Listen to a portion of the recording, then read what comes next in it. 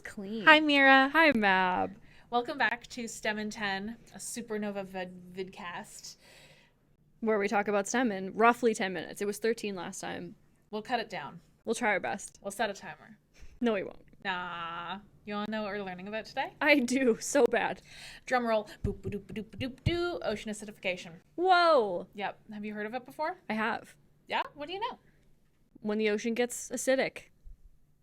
All right. Roll tapes. That's it. It's the end. We've got nothing else to say. So it is when the ocean gets more acidic. And this is actually because of climate change and human emissions. So we learned about climate change last week. We did. Check out our last video. Do you remember anything about climate change? I do. It's when the patterns of weather change over time due to things like pollution and other human interference in the natural world. What kind of pollution?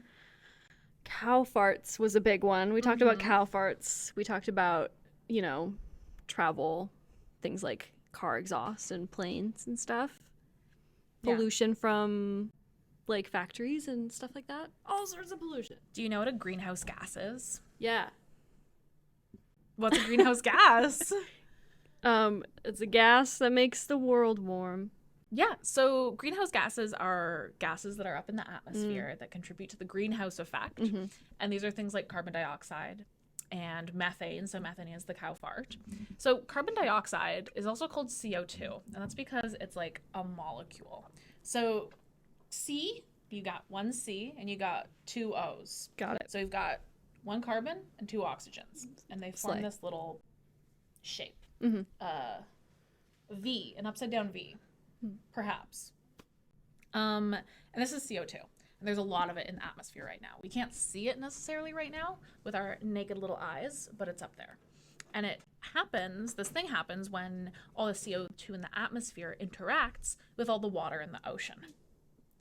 And there's a very complicated chemical process that happens that pretty much sucks the CO2 into the ocean water and makes the ocean water more acidic. Okay. Hence, Ocean acidification. Ocean acidification. So acids are a real thing. It's not just like a Batman vat of chemicals. It's not like acid toxic waste. You know? So an acid is a type of liquid, and it's something that's very acidic. Now, what does that mean? It means it's acidic. I don't know. It's like a lemon. A lemon is acidic. Bingo bongo. A lemon is acidic. So a lemon has a very low pH. So pH is the power of hydrogen, and we could go into it, but the science is it's chemistry, so it's fun. But hydrogen is, if the amount of hydrogen or hydroxyl ions in something is very high, it means that the pH is going to be very acidic. Okay. You're looking at me like you're making sure that that's correct. I am making But I sure think that you that's are correct. I think you are correct. Yeah. So that's what the power of hydrogen is. So pH, you're probably going to learn about this in grade 8 science. Can't wait to be in grade 8. One day, in like 30 One day they'll years, finally let me in. keep knocking on the Just door. trying. So you can measure the different acidity and the pH of all these different kinds of liquids. So lemon juice is super acidic. Things like vinegar, acidic. Oh, okay. I didn't realize you were asking me. Yes, vinegar is acidic. Where do you think coffee would be? I think it's acidic. Boom. Coffee's acidic. It hurts your little tummy sometimes. Well, it doesn't hurt mine. All right. I don't have a sensitive tummy.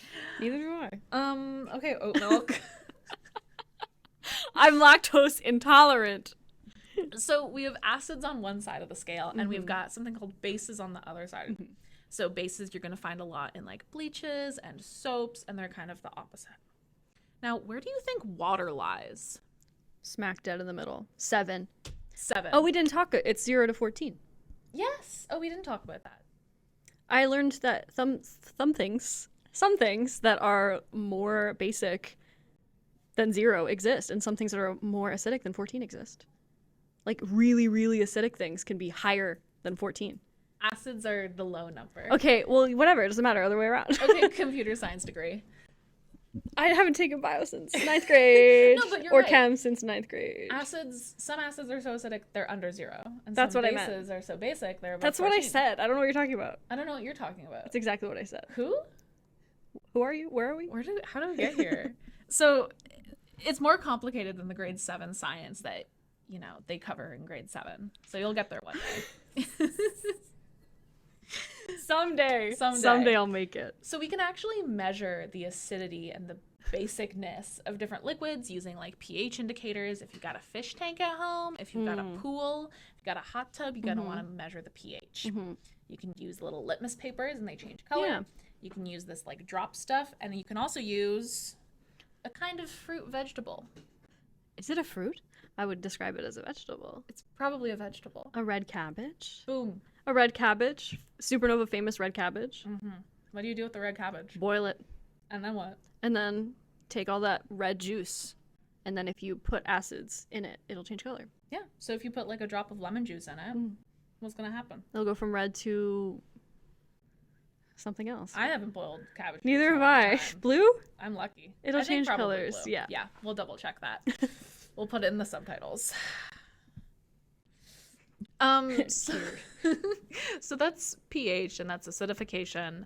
Now seawater is just a little bit basic. So seawater is about 8.2 on this pH scale.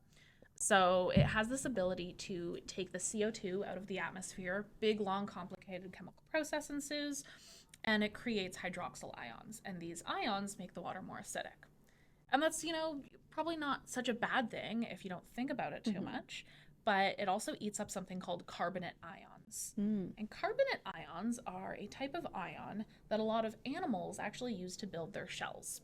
So crabs and mussels and corals, Sad. yeah, need these to build their shells. And without them, their shells will dissolve and they won't be able to. And that's why we get coral bleaching? Kind of. So coral bleaching, we can talk about maybe in another episode. But Okay. Coral bleaching is also because of that, because they get stressed out. And also the water is getting warmer. So it's kind of complicated, but yes, it is related. Okay. I like these thinking to text relations that we're Thank making. you. We're thinking big picture. I feel you're really teaching me today. Huzzah. So CO2, we're not going to go into the big long chemistry of it because I don't know it off the top of my noggin.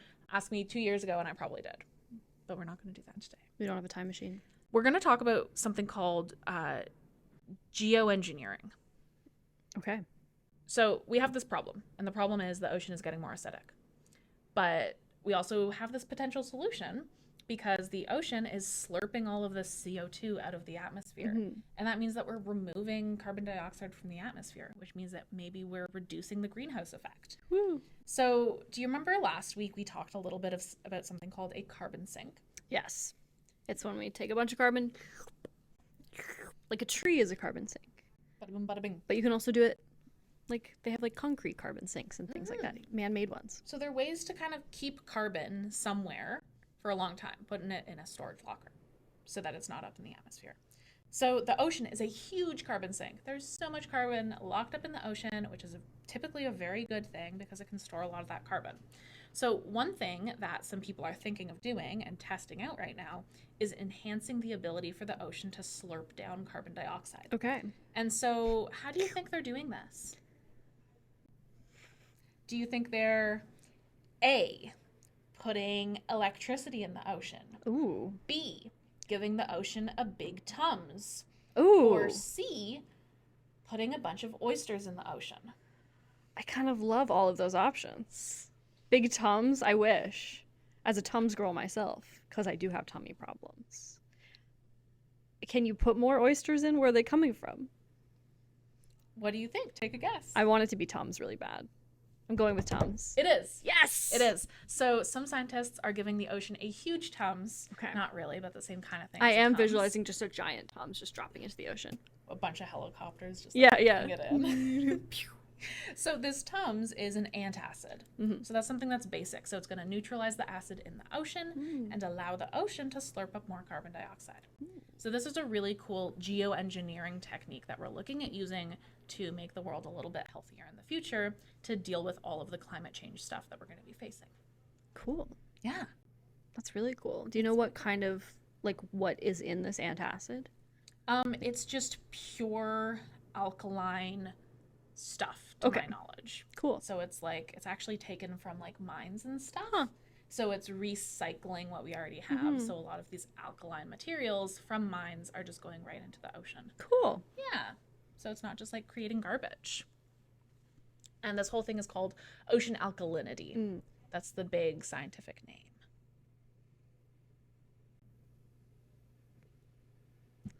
Big Tums in the ocean. Any questions? I feel like that was a lot of information.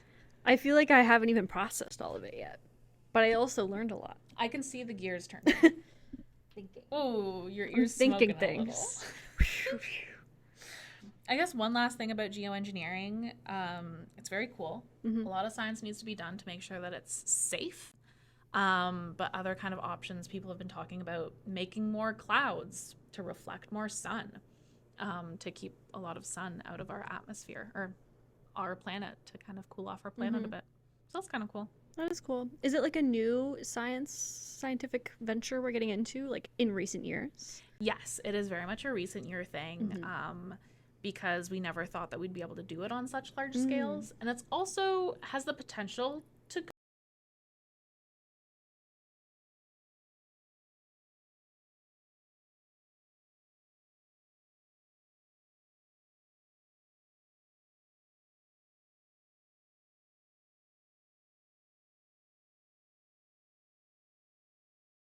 I care mostly about the snails.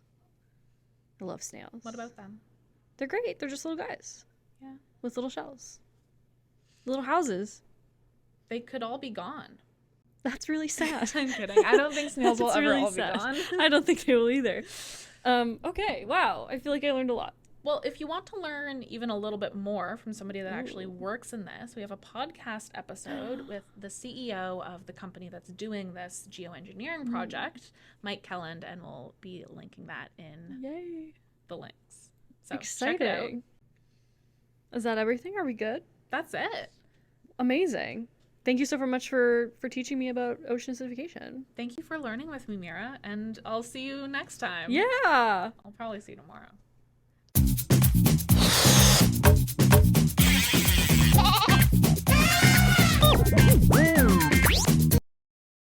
Do you have anything to say, sir?